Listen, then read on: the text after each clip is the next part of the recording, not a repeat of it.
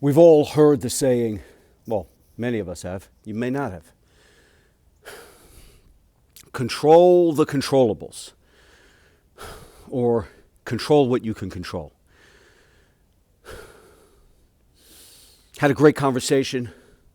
I mentioned it about a week ago. Had a great talk with a former Green Beret combat veteran, Daryl Utt. He's got a new book called From Grit to Glory. And in his book, which details his experience rising from humble beginnings in West Virginia to becoming a leader in the Green Berets and a leader of his own ODA, his own team of Green Berets in combat. And he's illustrated in the book not only his story, but also what he calls the grit code. It's fantastic. Some great principles for life, for success, for achievement, for accomplishment. And there's some great maxims in there, like courage is contagious, calm breeds calm, eradicate arrogance, and control what you can control is one of them as well. He's got a few more. It's a great book. Definitely check it out. Grit to Glory.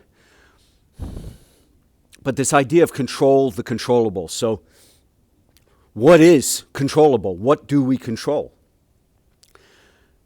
Because that's where the lines get blurred, and that's why we end up with so much frustration and anxiety and depression and anger, jealousy, envy, all the worst of human emotions, and a lot of negative frequencies stem from the fact that we try to control what's out of our control, and we truly don't understand what is in our control.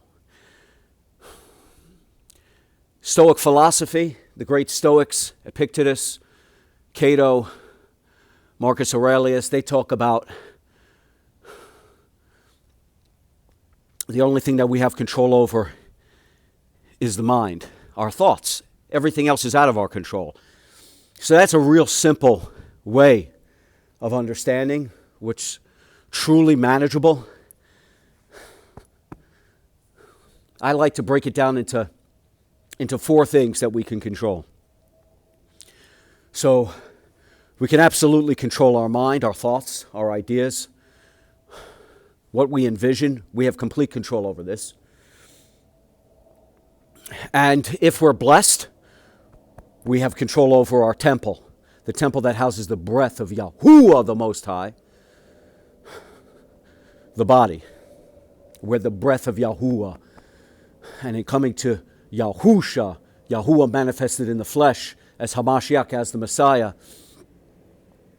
who baptizes us by filling us with the set-apart spirit, the Ruach HaKodesh, the breath of Yahuwah, and the fire, which absolutely obliterates all darkness and fills our heart with light, his light. For he is the light of this world, such that the darkness cannot comprehend, the darkness cannot fathom it, the darkness cannot overcome it, and we live in light, we walk in light.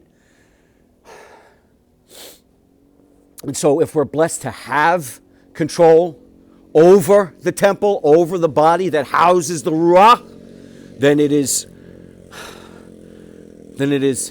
a privilege to pay reverence to Yahuwah for the creation he gave us by taking care of the body, by strengthening the temple. So we have control over the mind, we have control over the temple. We also have control over our character. We can control whether we live a life filled with integrity, filled with truth, filled with humility, where we look to fortify our character by being a good, productive, and wholesome human being, a stand-up human.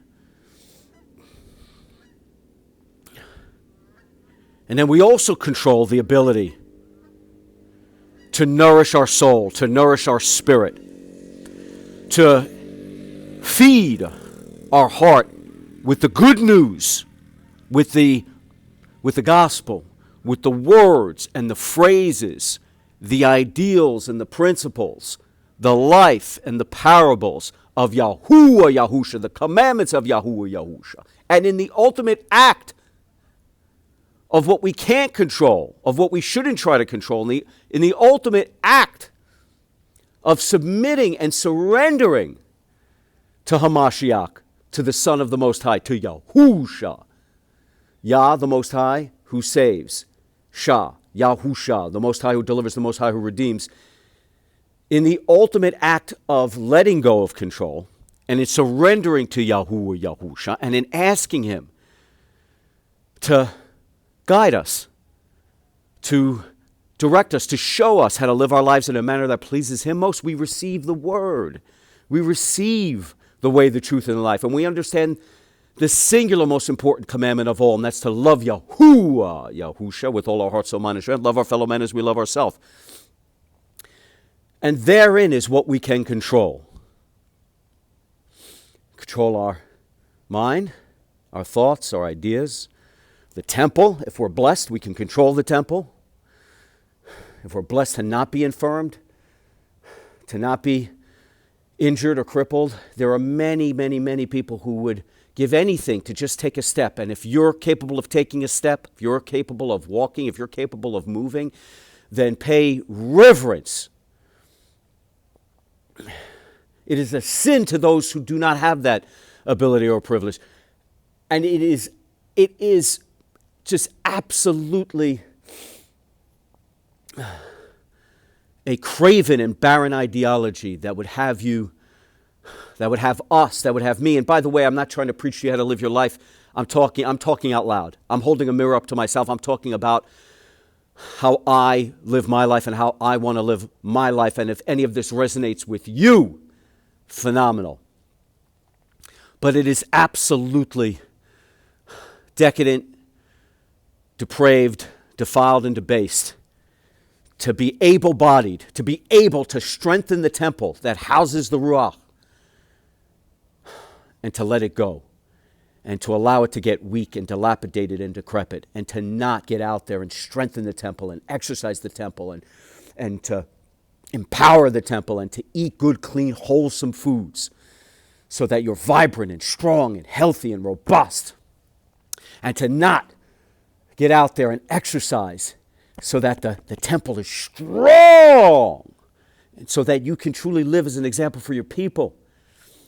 Instead of preaching what other people should do, you simply get out there and share the good news. You share what works for you, you share the good news,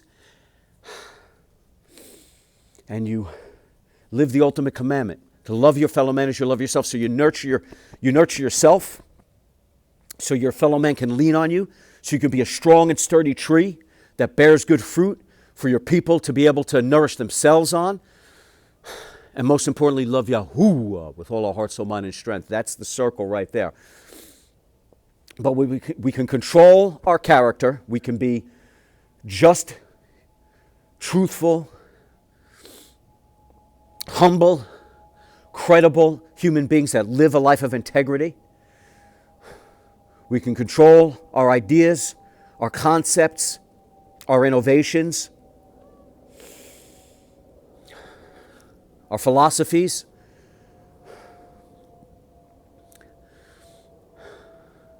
We can ruminate, we can contemplate, we can meditate, so we can control this, as the Stoics say. We can control,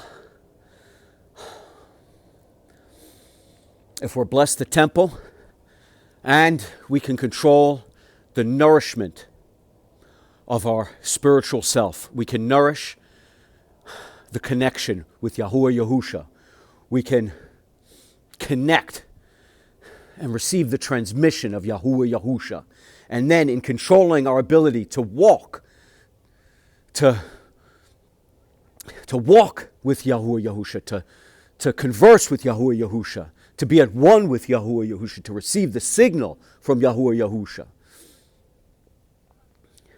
in controlling the ability to ask him for his love and his healing and his joy and his peace and his everlasting life, in the ability to control whether we make that decision to ask him for salvation, to forgive us of who we were and what we were and who we are, and to ask him to show us how to be our best, how to live in his light, how to live in a manner that pleases him most.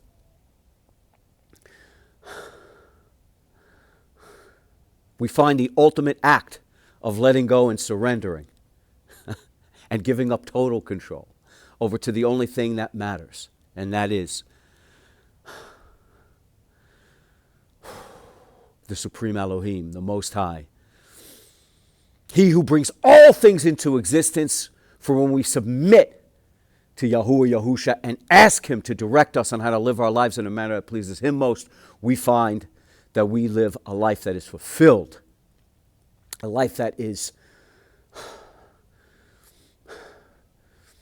prosperous, vibrant, robust, dynamic, where we are eternally grateful and truly thankful for all that we have, because it turns out we end up having more than we could ever imagine. Our cup overflows.